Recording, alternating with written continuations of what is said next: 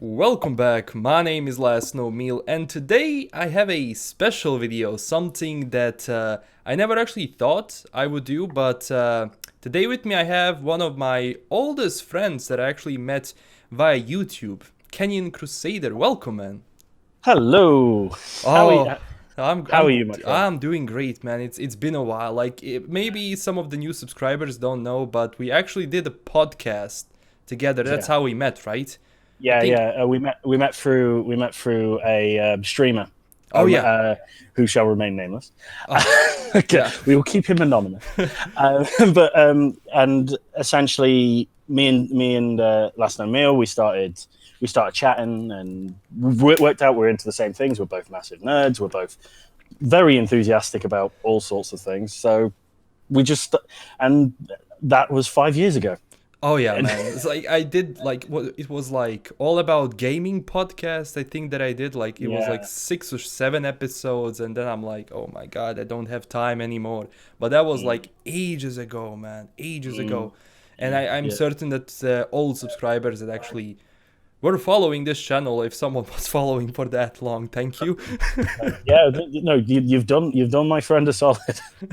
And so you've got a big KenyanKrusader stamp of approval. I haven't worked out the symbol yet, but we'll get on that.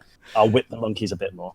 Yeah, yeah. So don't be surprised, guys, if you actually see this fellow a bit more on the channel, because it's always good to talk to him. He's a blast to talk with, actually. One of the best people I know. Oh, stop it! You make me blush. I got a funny comment while I blush. No, we can talk about so many things. Like obviously Yeah. today we have to be a little bit more specific. My tongue is not working, guys. It's too hot. But Yeah, we're yeah, gonna be talking about cosplay. We're gonna be talking about role-playing games because you're into that a lot, more than yeah, me, more than me. yeah. And here I am covering Cyberpunk. Oh well, yeah. And the thing I love, because we're just before we're doing a little bit of a pre-chat, and the thing I really loved is that we were talking about was the fact that in the role-playing kind of futuristic, cyberpunky, no pun intended, but yes, kind of genre, there are two big role-playing games. If you're a nerd, if you're into your cyberpunk, if you're not, if you're not into if the Cyberpunk 2020, which is started as a role-playing game Hmm. and then it's translated wonderfully into a video game, Hmm. and then there's Shadowrun, Yeah. and it's quite interesting because me and Last Known into the same thing, but at the same time, and as a general broad thing, yeah, cyberpunking stuff. Hell yeah, we're well into that. Mm. But then we're on kind of different sides of the fence. I ironically have not touched much cyberpunk. I know of it. I've seen the books everywhere, and all of particularly the Keanu Reeves hype. You are a god amongst men, Mr. Keanu. And how do you not age, by the way? But I doubt if he's watching. Send me a PM. That'd be lovely. Tell me your secrets. Oh man, that But was that was a huge surprise when he came out.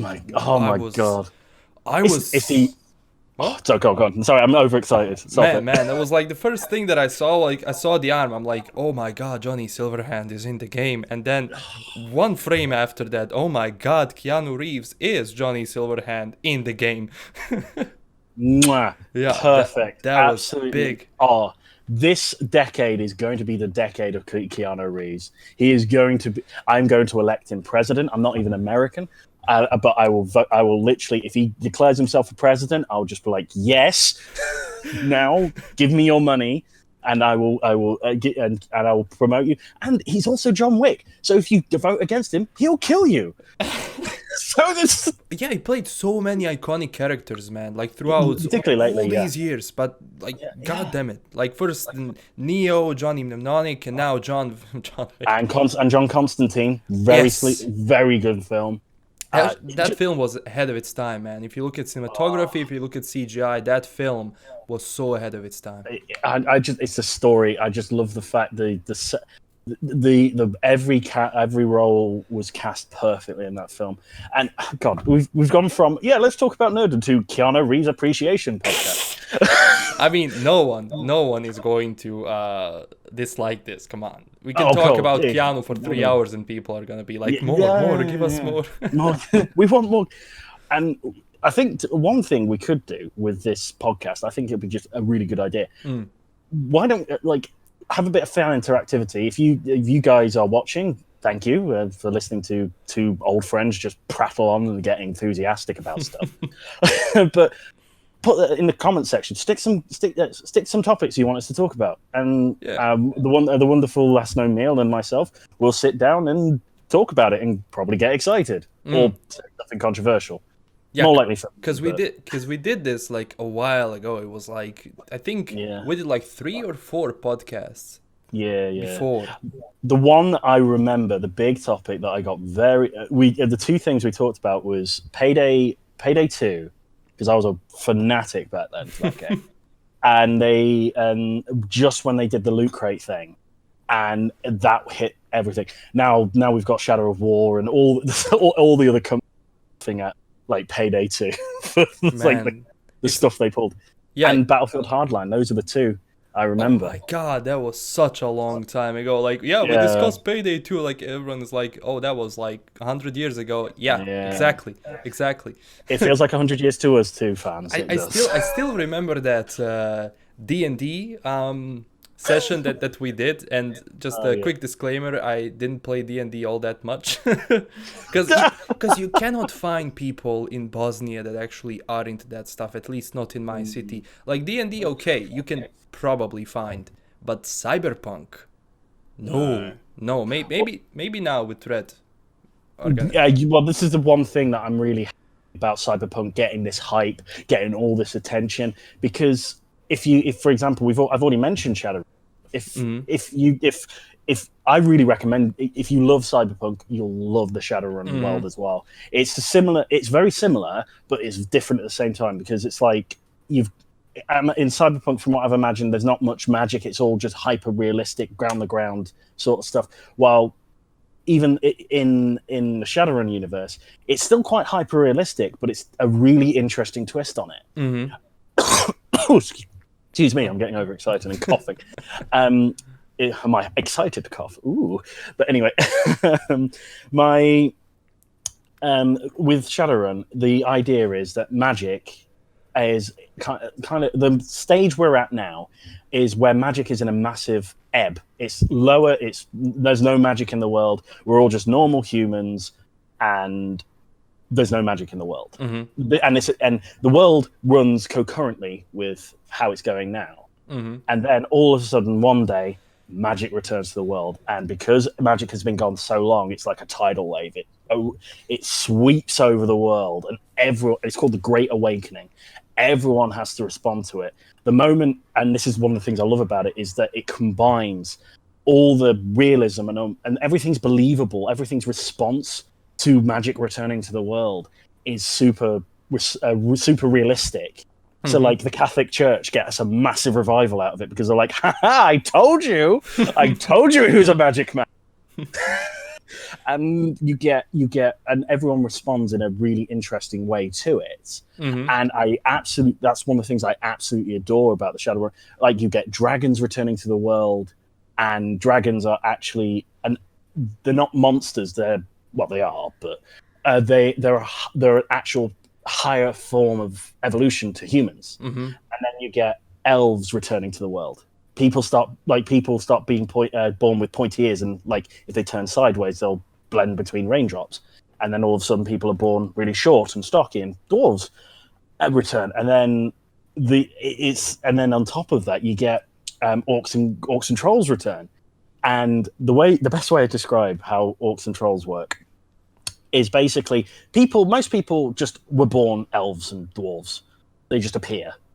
And they start, more and more people start being elves and dwarves. Orcs and trolls, however, it's like puberty but turned up to 11, Van Haling it. People turn into trolls and orcs in a process called goblinizing, which is very fun. Ooh. But if you're but at the same time, you've got the augmentations, you've got literally in my own Shadowrun games that I'm running, because I'm actually running a game with 10 people that split down the middle. Oof. And I've got two Shadowrunning groups, and Shadowrunners are basically mercenaries for hire who do dirty jobs. They're deniable assets. And so you get fantastic. You get all the guns, you get all the, like, literally, I'm not kidding. I have one of the characters in the in the game I'm running Sorry, I'm getting overexcited, but yeah, I've also mentioned like the internet has taken on a whole new level. It's literally called the Matrix. Nice Keanu reference there. Has literally taken on, and you can actually physically go into the Matrix and play with it, and you can hack into things. You can do all sorts with it, and be most on the surface of it. I'll keep it as brief as possible because we don't want a 3-hour podcast, or we do. Who knows? You get people called Deckers, and Deckers influence the Matrix. They hack into things. They're the classic kind of internet hacky thing. And one of the guys that I'm running the game for, he's a Decker, and his whole persona, and it's such a great way to roleplay, is out of the Matrix, he's the most socially awkward, can't say a word to anyone, like shrinks at the slightest kind of contact with anyone else. But as soon as he's in the Matrix, he's the biggest boy in the playground. I'm big. I'm going to troll you. Lol, lol, lol, lol, lol. Yeah.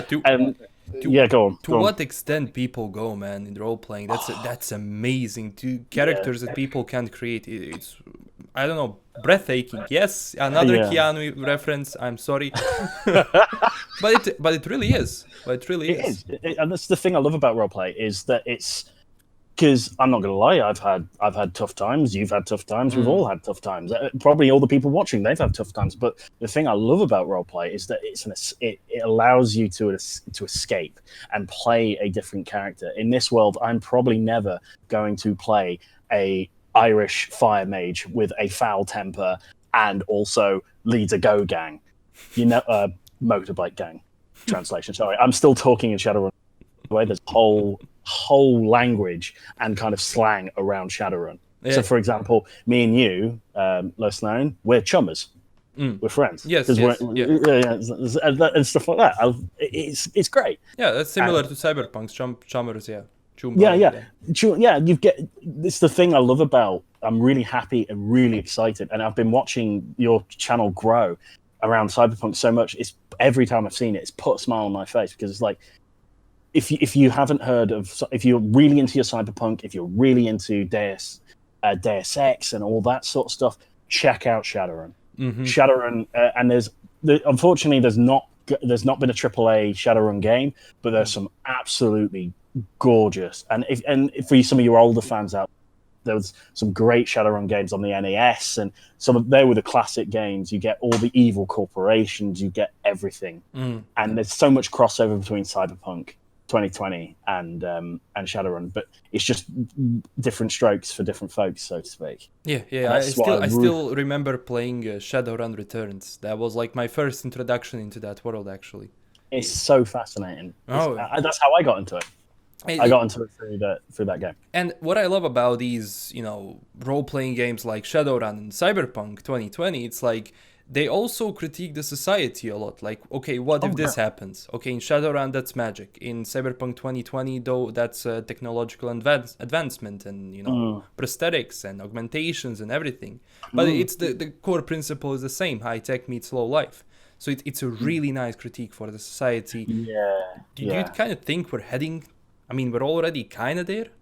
We're definitely heading into a cyberpunk age. Yeah, I'm still the one that's fingers crossed, going, please, dragons, just awake, man, let me, please. But with the way the world's going, I don't know, and I've got a feeling the way the world in general, I won't make big statements, because at the end of the day, I'm a guest. I have to behave myself. I have to keep my pinky finger out and drink tea properly, because I am British. You've got to do it properly. But the thing I find, I've quite there's been this massive upheaval. There's this massive trend to people. I've never seen so many people getting involved in role. Yes. And some of the stuff I've been involved in for a long time, because it is an escape. Because as the world outside gets darker, we feel, this is the thing I love about roleplay, or just generally being a nerd, or being just a creator, or being a creator like yourself, LastKnown. I just can't. I love the fact that when the world outside gets dark, people, the nerd community, they band together even harder, and they they create their own world of light and brilliance, and sorry, I'm getting all wistful now, but it's fantastic. You said it well. You said it well, man. Yeah, I hope I did. No, but for real, if you saw, like, if you've been looking at video games in general, not just role playing like in tabletop, but video games in general are becoming more and more mainstream. Like what before was like, oh, there's just a couple of kids playing video games. Now, like, every single home has a PlayStation. You have older people playing it, like all ages. Yeah, and I'm kind of thinking about role playing in general as well, like tabletop role playing. Like if you have more, you know, commercial successes like Cyberpunk 2077, like Shadowrun, new people are gonna get into it. Like you'll have a whole new wave of people, of people that never play tabletop RPGs, go into it and actually become a part of that community. So that's always a big plus. It's fantastic, and it's great to see. It's absolutely fantastic to see nerdom taking off and become like, because it's nice. It's because everything's better with more people, and the amount of people that are coming into the geek community.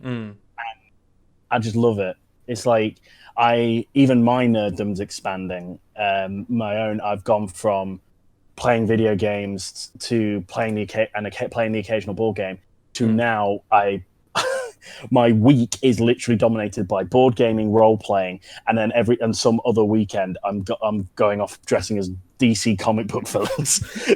Oh yeah, you're also into cosplay now. You got into that. Got into that.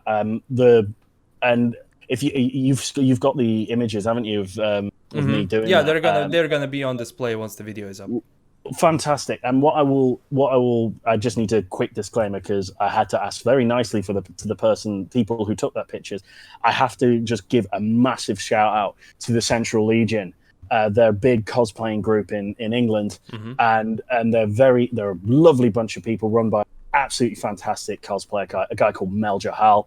I've only met him the once, but though the pictures that are probably flicking through now, he took, and my goodness, like, he made my cosplay that I threw together from an old prom suit and the mask that I found and just fell in love with, just look $1 million. And I can't thank those guys enough. So every single one of those pictures, do check out Central Legion. I'll ask Last Known to leave a link in the description for you guys to have a look, and maybe I'll hopefully see some of you about. But yeah, one of the things about cosplay, and it's still a relatively fresh new experience for me. I recently attended a horror convention in Leicester, dressed in the white suit, the black mask, and cosplaying Black Mask from Arkham Origins, and it was brilliant. It's so great because people don't see who you are; they see the character. And it's so great to express your passion for a medium. As Last Known very much knows, I am a massive Batman. I am the biggest Batman guy in the world. I just love him. I find, and it wasn't Batman himself; it was his villains. I like literally on my wall, I've got a massive print of the Joker. I've got Joker wallet. I've got obviously the Black Mask cosplay. I've got reams of comics, and I just love his rogues gallery. His so great. And one of the things I find very fascinating in the cosplaying community that I'm in and getting involved in, everyone plays the bad guy. Well, there are very, very. But look, you can't have a good hero if you don't have a good villain. Like because villains usually like draw out the best and the worst in heroes. Exactly. And you can't have a good hero without someone. Like, you cannot have Batman without Joker. No. Impossible. And they're two sides of the same coin. Yes. They're light and darkness, chaos and order. And and we might as well talk about this because with the Joker movie coming out, what's your take on that? I think it's a brilliant take on Joker. It's something different. It's not the classical Joker, and they're taking a different backstory to him. Is not going to fall into that acid or whatever, he's going to be mocked by society, right? So society is going to make him into that version a of monster. the Joker. And the thing I find very interesting is the thing I love about Joker is there's so much you can do with his character because so much is unknown. And there's with the Joaquin Phoenix, there actually is a reference to a comic in itself because it's a reference to The Killing Joke, which is, and multiple other variants, but this is one of the most common ones, the Great Alan Moore Killing book. Basically, the Joker was a guy who had one bad day. And that is literally the whole thing. In the comic, he loses his wife, he loses his unborn child, he's forced to go into crime to try and make some money for his wife and child before they die. He gets informed the night of the robbery that they have died. And then on top of that, he gets shoved into this robbery as the kind of fall guy, ends up getting cornered by Batman, jumps into the chemical vat to escape him. And then when he takes the mask off and sees that the chemicals have bleached his skin white, ruby red, green hair, and he just snaps. There's an absolutely it's a fantastic image. And I think, one of the best quotes, I can't remember, it is from another YouTuber, and I feel bad for not being able to quote it. I can feel my history teacher raising my hand. Quote, you bugger. But he said it quite well, that Batman and Joker are always going to be interconnected because Batman is as incorruptible as the Joker is irredeemable. And they're always going to be at odds because they're never ever going. For example, if Joker ever became sane, I think there's actually even a storyline where Joker goes sane, but then Batman goes insane as a response. Oh. Yeah, that's the world of. This is the thing I love about being a nerd. There's so much you can scratch the surface of, and there's even I've talked a little bit about my cosplaying. I've barely scratched the surface. I've got myself at the minute. I've got the main cosplay I'm using is my black mask from Arkham Origins, which I love because it's that old prom suit. I actually won prom king in it. So really? And it's current. Yeah, I've had that suit 10 years and I still fit in it. It is currently at the tailor's because it is less of a fit and I need to get it sorted. But it's that that particular cosplay I threw together quite quickly.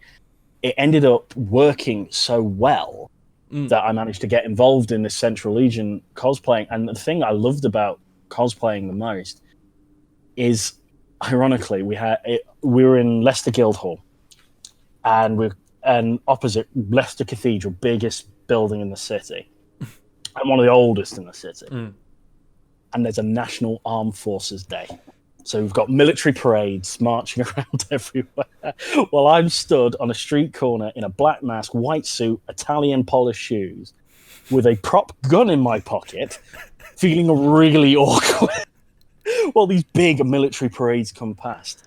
And the thing I loved, the thing that I will always tell this story about cosplay, this guy in full military regalia came in and he had a stare that could make the devil blink. I'm not kidding. He walks up very close to me and stares right at me, and I'm so glad I was in a mask because my face was I was literally scrunching up. I was pulling all the faces, but I could literally because I was behind the mask. I was in character. I could straighten up, look him straight in the eye. Well, as good as I could in the mask. He was taller than me. But I'm not kidding. Like medals everywhere. He had the cane. He had even his shoulders were covered by chainmail. Did he know? Did he know about Black Mask, or did he just come? He just come straight at me, looked right at me. I was terrified, but like I said, stood my ground, and he just looked at me, went up and down, and went, "Nice suit," and walked off. You should have said, "Touché." I was, and the thing was, I was like, I thanked him, and he went, kind of in character, kind of pushing myself down, and he went, "Well, If you enjoy it, I can't complain, and walked off. I was like, that is the thing I love about it the most, is how you can get people who are so uninterested in that sort of stuff and get them, wow, nice effort. And you get people and even this one always puts a smile on my face. There was because it was a horror convention, so there's all sorts of people. There was someone dressed as a Cenobite. There was a brilliant guy dressed as Krampus, and it was 30 degrees heat, and he's in a full suit covered in fur. Don't know how he had, and it's really even in my suit, I was feeling it. We had a Negan, we had a Scarecrow, we had a brilliant Pyramid Head. Tony Taylor, that's out to you. That's a fantastic cosplay she's got there. And I had this little kid run up to me. She was dressed as Chucky from the Child's Play series, and it's because I it's quite an obscure cosplay. It's not a big. It's not one of the main villains. You get a lot of people just saying nice suit, this, that, the other, but when you do, you get occasionally people who recognize it. And this kid was no older than 4. And she literally just went, "Awesome, you're Black Mask. I want pictures with you." And I was like, oh my God, I could not stop smiling for like hours after. Oh, I see. Everything had that is what we do. Like that is why you do the stuff you do. That is, for example, why I do YouTube. If I can make someone's day entertaining, if I can make someone happy with my videos, I'm good. That's the point. Well, you're like, even after 5 years, I love. Picked up exactly where we left off. Yeah, it's like it's great. It's absolutely fantastic to me. Yeah, and this is go on. Because when we this talked like 5 years ago, like the channel was really goddamn small. Like it changed a lot, man. And yeah, well, I'm definitely. Yeah, it's crazy. So, and hopefully, if the fans will have me back, I'm more than happy to keep returning. And I would love it, man. I would love it so much, man. It's a great conversation. By the way, how did you get into cosplay? When was the first time you said, "Okay, I'm ready. I'm going to do a cosplay"? I went to a comic convention, and it was last year of uni. It's roughly just before I met you. I went in a rubbish Halloween costume dressed as Baron Sandy from Live and Let Die. I had the face paint, the top hat, the cane, and everything. The suit was rubbish, but all the bits around it. Because I thought, well, isn't that the point? It was more a kind of... Because all my housemates were cosplaying as well, and they were all cosplaying Kingdom Hearts characters. And I was just like, well, I ain't got nothing, but yeah, I'll go for Baron Sandy. It's something I like. It's a fandom I like. And I've always had a thing for the obscure anyway. I've always liked those characters that only like 5 people will probably get. But then the second Comic Con I went to, I just went in the white suit and declared myself Morgan Freeman from Bruce Almighty because I was feeling really lazy that day. And then it evolved. Then the Comic Con after that, it evolved into Black Mask because I loved the idea of, I really want to express how much I love a character. And for me, playing Arkham Origins, the thing I loved it's the look of the Black Mask. They got that character design so well. The white suit, the mask, the way he holds himself. And I love the fact that the big spoilers for the game that was released like 6 years ago, with the Joker reveal as well. Oh, I can remember it just makes me wistful when I was 20 playing that game in my room and just being like, mother bleeper. And then my mum bursting into the room going, what are you shouting about at 1 in the bloody morning? It's nostalgia. It's a mixture of nostalgia and I love. I'm, as you guys probably have already noticed, I'm a talker. I like drama. I've always been involved, not drama, but like acting and that sort of thing. And so it just felt like playing a role. And I like the brilliant thing about when I cracked out the Black Mask cosplay for the first time was that my friends, bless their hearts, I suggested it as a joke. But then they actually got super into it, and they did a group cosplay with me. They basically cosplayed all my henchmen. Oh. So I had a group of henchmen around me when I walked in. So I had literally 5 people surrounding me and me in the middle, walking in, them with guns and me just in my suit, holding myself, just being like out the way, Black Mask coming through. Oh man! So why wouldn't you do that, man? It's awesome. Like It's just so me thinking empowering. about it and just imagining in my head, like I just like, huh? Imagine being somewhere and then you have like this guy in a black mask and you have 5 henchmen around him. Like, oh, okay. Yeah, literally, there were like because it was in Birmingham, and literally, I'm walking through, and you have literally it's NEC, it's packed, it's massive, and with all 5 people, with weapons, and me in the middle, people just parted ways. It was so empowering. It felt so good. And the thing is, one of the main reasons I love cosplay so much is I'm a guy with confidence issues. It doesn't sound it, but I really do. Like. You've known me during my kind of down period, and in cosplay, you forget about it. You're the character. There's no room for you. There's no room for me to be like, oh, what if this looks weird? What if it doesn't work? Because I'm the character. I wouldn't say boo to a goose. I would if I was just in my white suit and that military dude came up to me, I would have shrunk. I would have lost all confidence. I would have done it. But behind that mask, it's a way of hiding, but in a good way. It's the best way I can describe it. And my friend who's got me into Central Legion, bless her, Danny Walker, her and her sister Emily, fantastic people. And bless her, one of them is actually helping me on my big project over this summer. I've got a big cosplay coming up, and I'm almost half tempted to announce it here, to reveal it. But I will give you guys a clue for now. Ooh. That it's a classic. Once again, you've already know that it is a villain, and it's a big classic villain from a Nintendo game. Big classic villain from a Nintendo game. It's a summer-long project, and you don't see many of these kind of cosplays around. Ooh. By big, do you mean physically big or big in popularity? Both. I knew there was a clue there.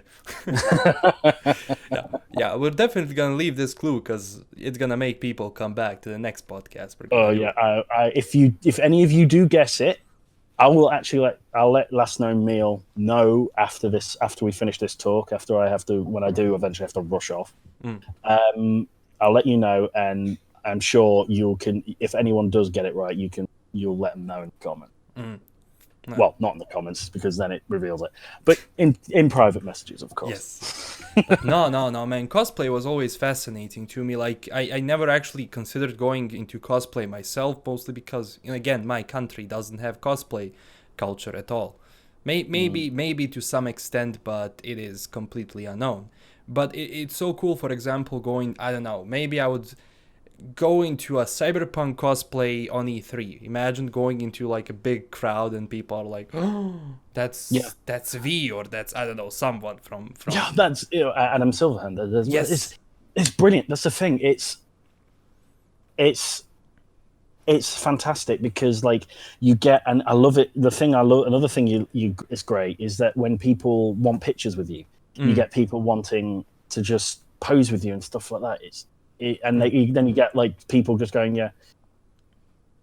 You get these people doing this, like coming up to you and just going, "That's absolutely fantastic. That's awesome cosplay, man." And like, I think you need to come to if you ever land in Britain, you need to come to a convention with me in the Legion. Why not, man? I'm sure you like. I know the perfect cosplay for you. Oh, I know really? what you'd love to do. Who would I be? Geralt of Rivia. Geralt of Rivia? Yeah. Huh. You'd love to do that. I would. Literally, any medium you can cosplay, any character you can turn up, and there's nothing funnier. This is another one of my stories. we're at the Leicester Con. We finally got a bit of a break, and so we went to go get some food. And there's nothing funnier than watching the faces of people when a guy dressed as Black Mask, a guy dressed as Negan from The Walking Dead, a legit Pyramid Head, Scarecrow, and a zombie. No, 2 zombies, sorry, and an Umbrella Corp scientist all walk into a cafe and order breakfast. I can just imagine the waitress or a waiter just, okay, it's one of those days. Yeah. And literally, and the Pyramid Head, she had a massive machete. As a joke, we took pictures of her trying to cut her bacon with this machete. But we live in this crazy world where, like, it's, I don't know, like, people look at people in cosplay in a different way. To some extent, it's becoming more mainstream, which is cool. But to some extent, imagine people going with guns in the middle of a street, even their prop guns. Oh yeah, you have to be super careful with it. Yeah, you have to be, and there are certain rules. But the one thing about the cosplaying world that I just adore is how everyone looks after each other, and I'm a community kind of guy, and the thing I love about metal, my 2 big fandoms are nerddom and heavy metal music. And the big common thing is, if you're in that group, if you're in that community, we stick together, we look after each other. And as long as you don't break rules, as long as you don't be an idiot, everyone will look out for you. And it's great. It's really great. And like I said, I feel like I've been dominating the talk so much. It's great listening to you because I'm not into that stuff. You're into that stuff, so it's always good. It's always good to. By the way, if you would have any advice to people who are willing to go into cosplay, because I'm certain if someone is listening to this, someone must have considered, hey, it would be cool if I could roleplay as this guy. So, what would you actually say to someone who wants to go into cosplay? Go for it. Just don't. You regret it more when you have. When you regret it more when you don't do something. And it's like and one of the really big draws for me, and one of the things I love at the minute, is the fact that as soon as I broke that bubble and got into cosplay, now all I want to do is, all I've come up with is, I see a character, go, I really want to cosplay that. It's like a drug, but it's a good one. Like, well, I'm sure they say that about all sorts, but but it's a positive thing because it gets you find, and don't worry about having to make your own stuff. Sometimes all you need to do is know someone. It's like I said, the Walkers, fantastic people.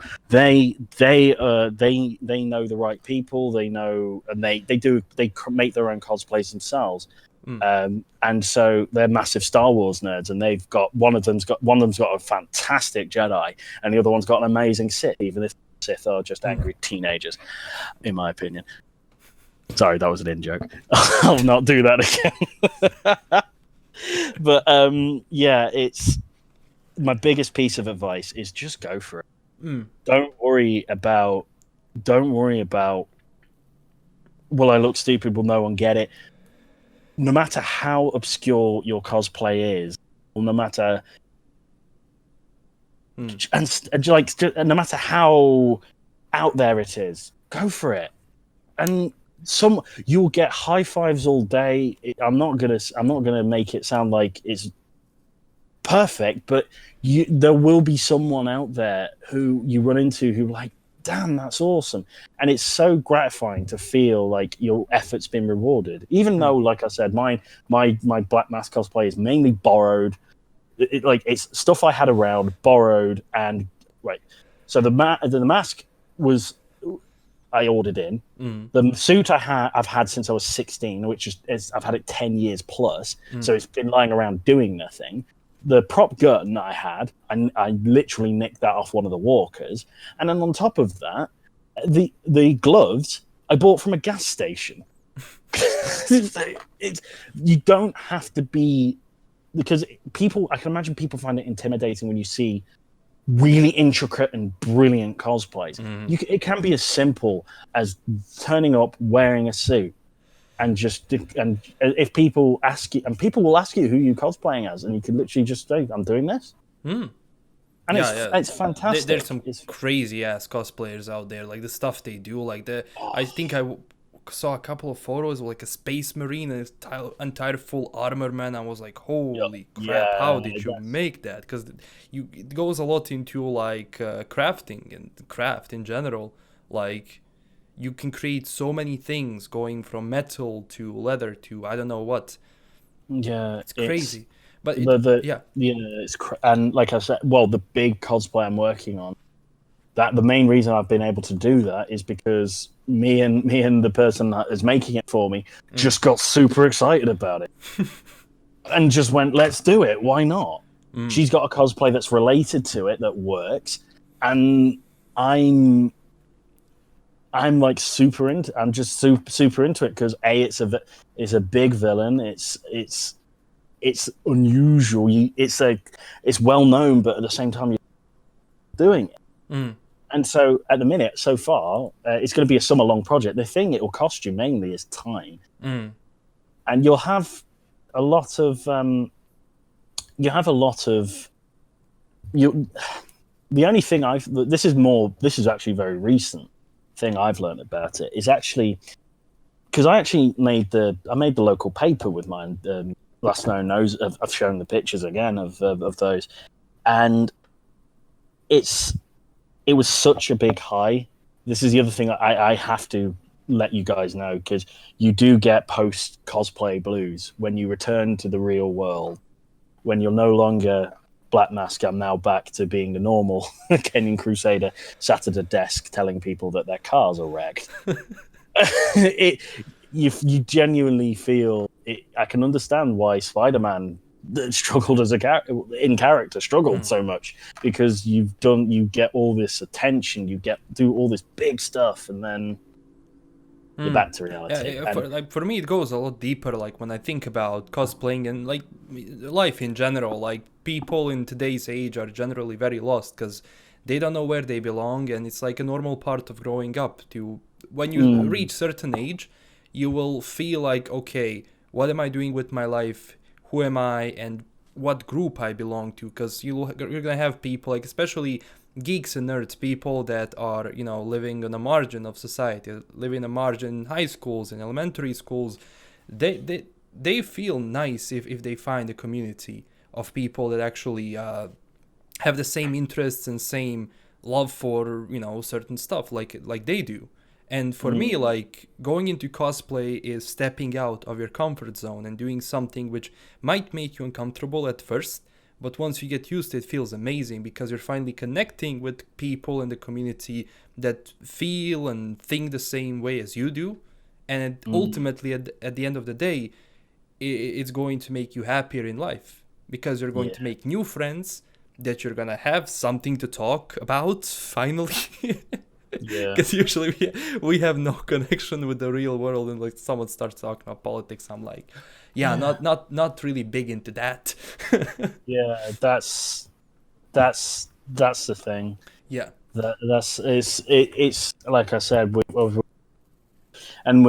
roleplay, it's the same thing. I see the same faces regularly for role playing, but they've played so many different characters. It's like my role playing group down at Spirit Games. Big shout out to those guys. That shop literally changed my life. This is back when we'd last talked about a year or two ago. I was working a job that I didn't like very much, and I ended up turning up at this board gaming place and asking, do you have anything I can get involved with? And I've never looked back. I've got a shelf full of board games ranging from Mafia to hang on, just lean over. Yeah, to a game where you literally play massive monsters and trying to smash up Tokyo effect. And who is the best at beating the other monsters up. And then it led into role playing, and I've got so many stories. I've got like Vampire the Masquerade game. One character. You'll like this. Last known. You'll definitely like this. One of my characters is a mute. Just doesn't speak at all. Really? Yep, doesn't speak at all. So how did you manage to connect with like the session and the group and everything? How do you manage that? Speak a lot out of character, and also big hand wavy movements. It's amazing how much you can communicate by just hand signals and swearing. Man, I can imagine this. And like the world is changing a lot. We discussed that like before I turned on the recording. Like the world is changing, especially because we are aging. Like we met when you were like what 21. 21. Yeah, it was like 5 years 20 ago. God. 5 years ago, and I've now. Well, I don't want to get all mushy, but like so much has changed in my life. It's not the only my main thing. The main thing is like my beard has definitely gotten longer. My brain has definitely gotten wiser, but my sense of humor and my passion and my love for nerdy things will never change because I'm a giant child. You should never change. That's the thing. Like the world is going to look to everyone watching this podcast. Like the world is going to tell you that you should fit in, be something that they want you to be. Just follow your dreams, follow what you want to do, because at the end of the day, you're living your life. Don't let others dictate. Like, of course, like people can give you advice if you're doing something bad, blah, blah, blah. But at the same time, everyone should listen to themselves a bit more. Because I listen to myself when it comes to, for example, YouTube, when it comes to my education. Because when I was going into a film school, everyone is like, are you going to be able to find a job with that? Like, come on, you can't find a job with anything now if you don't. Here's a spoiler, fans. He listened to me when I suggested this podcast. Yes.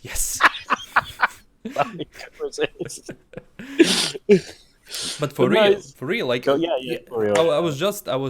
tweeted out yesterday, like I was with my friend in the city, and some guy like passes like really close to me, and I look at his amulet, I'm like, he's wearing a wolf medallion, a witcher medallion. I'm like, okay. Awesome. And he's like full on in it. I'm like, okay, this is something I'm not used to, because I mean, you're older than me, but I'm also getting older. I was born in 95.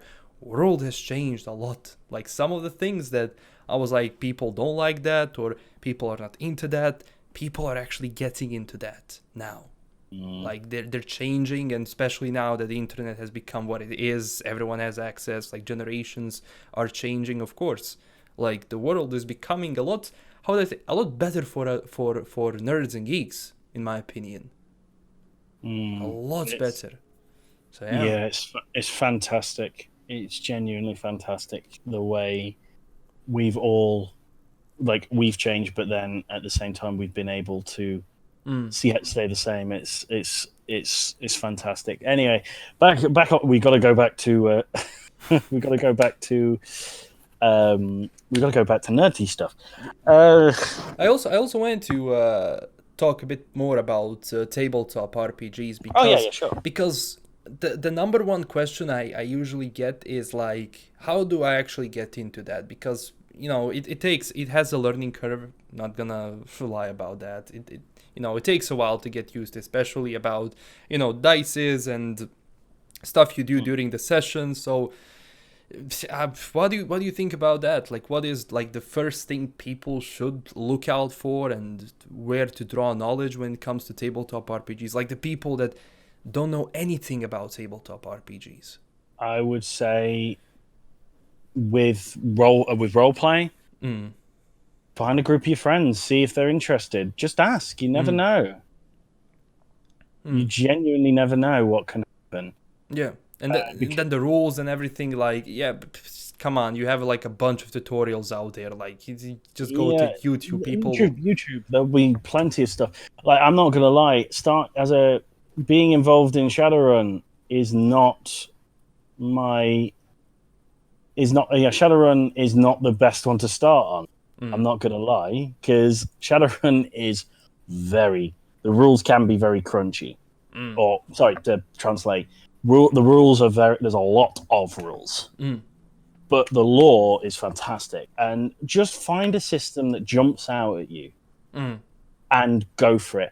Like, you've only played, I think you only ever played one role-playing game, and that was that one D&D session now. I played D&D, and I did actually play a while ago. It was like a year and a half ago. I played 2 sessions of Cyberpunk 2020. Nice. But that was about it. And even those 2 sessions were impossible to actually organize, so I don't even know. That's the big killer. You've got to find consistency, and online games are great, but then you've got the problem of real life stuff will take priority.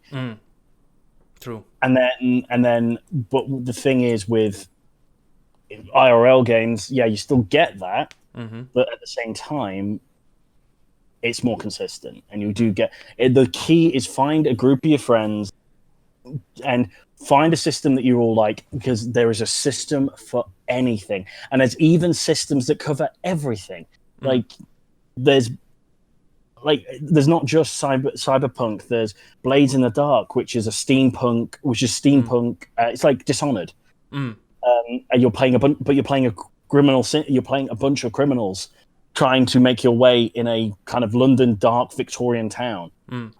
There's Wild West, there's comic book, there's fantasy, there's cyberpunk, there's wrestling. I'm in what?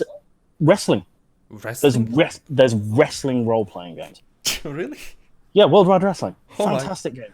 Big shout out to Nathan Pallotta for making that system. It is fantastic. God. I never thought that would exist, but God, yeah, that's it great. does. You've got there was literally a game. I'm not. I still can't believe this one. There is a game. There was a role-playing game that I ran where we were all space orcs from the 40k universe, and their idea of getting a door open was basically finding the orc they liked the least, strapping a bunch of explosives to him, and sticking him to the door and seeing if it would open. Like you get so many funny stories out of it. Like, yes, like one of my favorites. This is quite recent, and I'm gonna get hit for this one because this happened just last week. Basically, it's a Shadowrun game. The runners have been hired to find a girl who's been kidnapped by a biker gang. They're at a concert for a big troll metal band. Another reason I love Shadowrun is the lore is so fantastic, because of course trolls are going to form the best death metal bands ever. What's not to love? You literally get Trog Rock. My God. Great. It's so great. But so they have this concert, and it's got a bar, and one of the characters struggles to get in to the bar because she's a dwarf and she doesn't have the right ID on her. And I roll some dice, she gets in because I rolled poorly. But then, as a consequence, she rolled a critical fail, essentially. And so, as a punishment, I basically made I'm evil. I'm eternally evil for doing this. I decided that one of the troll band members was really drunk and basically looking for a good time, and basically her character trying to get her to go to his VIP room. And she earned the nickname Troll Groupie ever since. Oh my God. You see, those are the things that I honestly still remember that D&D session we did. It was short, I know, and I was like, this character just appears out of nowhere. Oh yeah, hello, and you were already, I think, on an adventure. You were you were hunting for someone. I remember we were a vampire. Yes. Vampire called the Fallen Prince. Oh yes, and then we meet in this tavern. I think at the beginning we get attacked or something like that. I was like, "Oh my God, what do I do? What is going?" You were getting hunted by bounty hunters. Yes, and you were the bounty hunters were so woeful because I kept rolling critical fails. They were trying to bust out. The door was unlocked. They were trying to bust it down, and I kept rolling critical fails. And one of them rolled such a bad critical fail when they tried to boot the door open. They broke their own leg. And then I could just remember you just going, well, are you going to stop trying to catch me? Because you're obviously, if you can't get past the door, you're not going to do well against me. I don't remember that my character that well. I think I don't know, It but was a thief. You're a rogue. oh yeah, oh my god, Yeah. oh my, you remember that stuff, man? It's like I don't. I can't help it. I always remember my role stuff mm, because they're always funny to me. It's like another one of my favorites role playing situations. Right. Just as a context, you know what a grenade bouquet is? grenade bouquet. It's basically where you get a grenade, Mm-hmm. but then you surround it by other grenades. So like a bunch of flowers, but except it's grenades. Like you don't want to shake these ones too much because if you shake a bunch of flowers, you'll get wet. You shake these, boom, no more you. Basically, it's basically a trap. And if they open the door a certain way, this grenade bouquet swings. Mm-hmm. And the big troll, because he's the big tank, decides, I'm just going to open the door. He opens the door, but manages to dodge the grenade bouquet. And so I'm like disappointed because my mega amazing trap hasn't gone off. So I'm like, GM is sulking. And then one of my players, bless him, chirps up and goes, I shoot it. I'm like, excuse me? Yeah, I shoot it. Do you know what this is? No, I'm shooting it. Are you, by the way, for anyone who knows role playing, the infamous phrase, if a GM asks you, are you sure? The answer is no. And for those of you who don't know, if the GM asks you, are you sure? The answer is no. Right? So, basically, I go, are you sure? He goes, yes, bang. I'm thinking to myself, well, yeah, you are correct there. And a moment later, his character's almost dead from the massive explosion this has caused. I'm beaming from ear to ear because I practically killed one of the characters for his own stupidity. And the troll has literally stood there just going, what happened? He literally took no damage. Literally big grenade explosion in his face, and he rolled really well. Oh. He rolled ridiculously well. If I challenge him to roll that well ever again, he won't do it. But of course he does it when I'm like throwing my biggest, nastiest trap at him. I can just imagine that happening to me when I start playing. Like, obviously, I want to go into Cyberpunk Red, and obviously, there's gonna be something like that where a GM is going to ask me, "Are you sure?" I'm going to say, "Yeah, why not? It's a good idea." No plan, no good idea has ever started with the phrase "Why not?" 3 seconds later, I'm gonna blow up half of Night City. I swear to God. That's the idea. That's the thing, though. You've literally and this is just a rant I've been meaning to get out for a while regarding this particular character. His character was called Siege. Yeah. Big troll, bad attitude, was impossible to kill. I'm not kidding. I shot him with pistols. I shot him with an AK-47. I shot him. I blew a grenade in his face. No. I shot him with. I hit him with a car. Nothing. Collapsed the building on him. Nothing. Then, as well, this is when I was getting really annoyed at the inability to die. I sent a chopper team after him with a chopper gunner. So minigun. No, he's fine.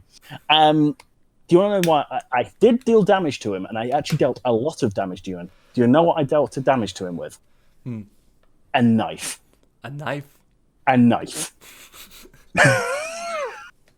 Excuse my chopper, I'm going to use a knife. Yeah, literally, he rounded a corner, and I basically designed this. I literally planned this thing to be like, guy, like he's out of bullets, he shot everything. Like, he'd survived, he'd literally taken on a machine gun and won. And a drone and won. And so I basically had this guy jump out with him, last ditch effort to hurt him, stab him. And I was expecting it, because it's a knife. I've shot him with a machine gun to literally just bend and do nothing. No, he rolled appallingly, and I dealt 9 damage to him, which in Shadowrun almost kills you. Oh, God. So basically, I had to work out how this little butter knife had essentially almost killed a 7-foot troll. Oh my God! I actually had a friend. This is something I forgot to tell you. I actually had a friend from Italy. I'll try to put him on this podcast because he's also into D&D.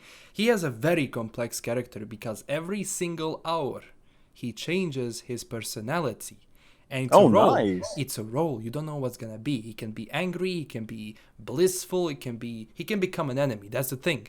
He can just say, "Okay, that's it. I'm against you guys." It was such a complex character. I'll try to get him on this, man. Oh, that'd be fantastic. And like, like I said, I'd absolutely adore to do this again. If hopefully you guys, hopefully I haven't talked too much. I always do this. I did this in the first podcast. I remember saying Don't this. worry, I always man. would. It's always good to have a conversation between. I'm certain that the people watching are gonna love it. I love you all.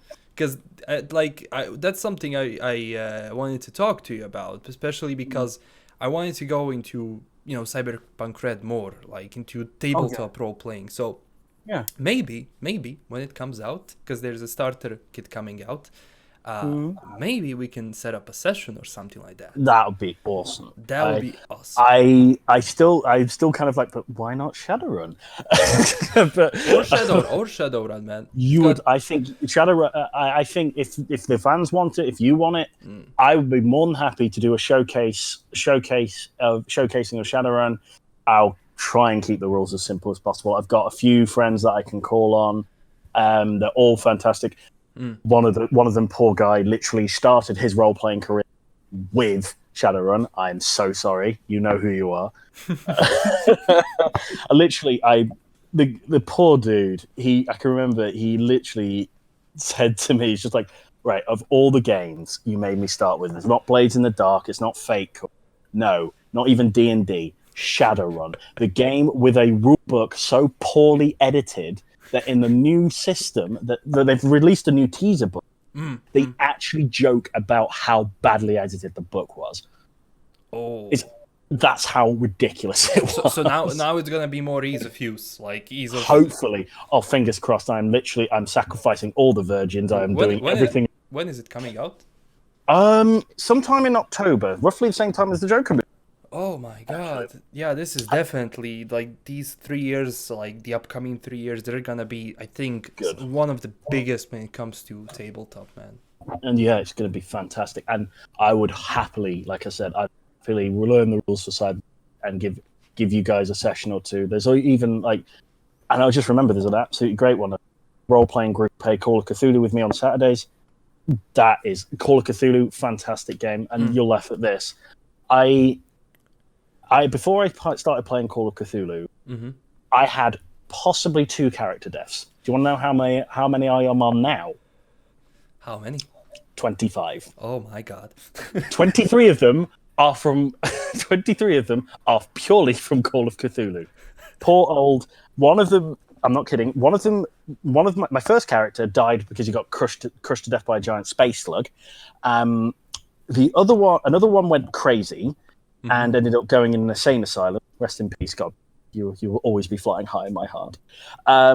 Bobby Blackjack, my French lounge singer, who was a monster in combat, ended up diving into an interdimensional portal and tackling a cultist leader into it, and has never been seen again since. So I'm assuming he's dead. Yeah, because I don't think you're going to come back from that. Then I got to give a big shout. I got to give a big. I got to say about a guy called Where He's absolutely fantastic GM. He gave us a one shot where we were all in a German U-boat. We had 5 characters each. Do you want to know how many survived? It was 5 people playing, so 25 characters total. How many? 3. Holy shit! Yeah, 3 survived. And we all had secret objectives to complete. And I'm not revealing unless I won't reveal because I feel revealing other GM's tricks. But my proudest moment in any Call of Cthulhu game was my German officer Otto von Kressler getting practically every single one of the officer corps in the U-boat, other than the captain. We held a meeting about launching a mutiny, and it ended in a Quentin Tarantino-esque shootout where no. Jesus Christ. So yeah, if any of you know Inglourious Bastards, the bar scene, think that. Oh. I literally My objective was to start something like that, and I was so happy when it did. In the end, we started, like I said, the entire officer call meeting. One of the officer calls was officer members was a snitch and ratted on us to the cat. Came back all proud, going, "I've just ratted on you. By the way, if you're a snitch, don't be proud about being a snitch." So basically, my character shot him in the face as a response, which triggered someone else to shoot me in the face. Everyone else started shooting each other, and then the survivors got drowned because we're in the conning tower, and the captain decided to drown us. You see, those are the moments in a role-playing game that you will always remember. And there is one tabletop RPG I am really willing to go into, and you know why? Because of my accent. Vampire the Masquerade. Imagine me going to a room with this accent. Everybody is already calling me Count Dracula in the comments. People the thing I love. I've actually in a vampire game. The character that's a mute is actually a vampire, and is run by a friend of mine. And that particular game I'm playing, it's set in a medieval period.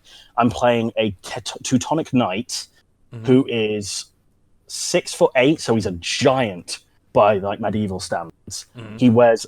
If any of you have watched Kingdom of Heaven or played Darkest Dungeon, you know the leper. Basically, think that silent, imposing, and is willing to kill you at a moment's notice. Oh god! But at the same time, he's a massive troll. For example, he's very religious, but he lives in a church. The nun who runs the church is incredibly like by the book, and so my response was one of my abilities. It's actually a weakness. So I use if I like hold my hand in water for too long or stay in one place too long, it becomes unnaturally cold. And so I dip my finger in the holy water and so the nun had to thaw. This is a player character, bud. I had to thaw the ice and then re-bless it. Oh god! It's so funny. I got such a telling off in character for that one. And then, the best thing is my character's response, like the kind of guy just go, right, okay, I'm playing this character. This is how we respond. A bunch of thieves tried to break in and stuff. I horrifically murdered the other one. I got hold of. I turned into my personal ghoul, and the third one I decided to interrogate, which basically meant me holding in the font, trying to drown him in holy. Oh god! Yeah, that went dark fast. Yeah, it's Vampire the Masquerade. Literally, that character is. I designed that character to be a monster. Oh. He is meant to be like the mountain. Is it too difficult to get into Vampire the Masquerade? No, it's it's an okay system. It's a very good system in my opinion, and I think you would. It's very customizable. It's a different style. If you like your kind of hack and slash, it's not really that. You get those moments, but it's more politicking. Because in the game I'm in, you've got the vampire. In the vampires, we've got a big split in the middle. We've got the religious sect. So there's 4 characters, including incredibly religious and incredibly devoted to each, and they're all interconnected with each other. So there's the nun. There's the character that I call Mistress, who I'm her bodyguard. And then there's there's my blood brother, who's another medieval knight. So we're all religious. And then on the other side, you've got a courtesan, a serial killer who's obsessed with teeth. I don't remember what the other one. Oh yeah, a guy, Nosferatu. So basically, who is obsessed with following people, finding out people's secrets. And then finally, the pièce de résistance is a character who literally only just been turned into a vampire who is a player. And he very sillily revealed to my character by wearing his uniform that he's a vampire slayer. So my character naturally pinned him to a... And you're thinking, maybe just through clothes. No, through his stomach. Make sure he didn't go anywhere. Man. Like that's the joy of roleplay. You can indulge in so many characters. There's some like like Star Wars roleplay. I played a ex-Imperial type who was completely narcissistic and had the personality of a wet fart, but was a damn good pilot. Then you've got there. I'm trying to go back. I've got Roger de Hauteville, mute vampire, who is like the enforcer. I've got I play like Nova, my Irish mage in Shadowrun. I had another. There's just so many you can list off, and they're all different in their own way, and they're so much fun to play. And that is why I would recommend play to anybody. It's so good. If you ever felt like I'm not strong enough or I'm not good enough for this, just get into roleplay. Yeah. You can literally you can turn yourself into that. You're good, man. Like, you're good. You made me go into role playing like once, and you're going to do it a second time. Come on. Yeah, hell yeah. And hopefully I'll get lots of people smiling, and hopefully unless you guys decide no, knives and pitchforks, drive the KenyanKrusader away and retreat to his hovel. That's not gonna happen. That's not gonna happen, guys. This is gonna turn into a semi-regular thing on this channel, because obviously we all have like our activities. We cannot be like every single. But I'm gonna definitely try, man. And I think maybe we were discussing. We didn't know what to call this, and I really think we should maybe put that one to the fans. See what they can come up with. And finally, as well, just if we are wrapping up, I will do my announcement. Just one last announcement. I feel like I've been giving shout outs and announcements all bloody podcast, but I've got. I'm with my cosplaying and my nerddom and stuff. I'm planning to start a account. So watch this space. I'll be calling it the Kenyan Cosplayer, double K, so KK, hopefully I'll be able to get that sorted in time for good old LastKnown to get the video sorted, and then we'll probably leave a link to the description if you're interested. Yes. I'll leave all the links, everything we talked about. I'm going to tell Kenyan to send me all the links so I can put it down below. Everything you mentioned, I want it also that people can actually. Oh yeah. Because if that's going to help someone go into cosplay or role playing, that's gonna be a huge plus for us, man. We accomplished something, but it's a big win. And as I said, just just gotta thank you for having me on here today. No, thank you for coming, man. Thank you for coming. It's been a pleasure and an honor. So, and this, I'll say this is KenyanKrusader. Stay classy, guys. Yes, so that's it. Basically, thank you all for joining in. Thank you, Kenyan, for coming to this podcast. We're definitely going to do this more often. We have many topics to talk about. I think we can always find something to talk about, man. Like, it doesn't matter what it is. So definitely be on the lookout for this, and tell me down below in the comments what you think about this thing that we're going to start. And stay classy, everyone. Bye-bye. Stay classy. Bye-bye.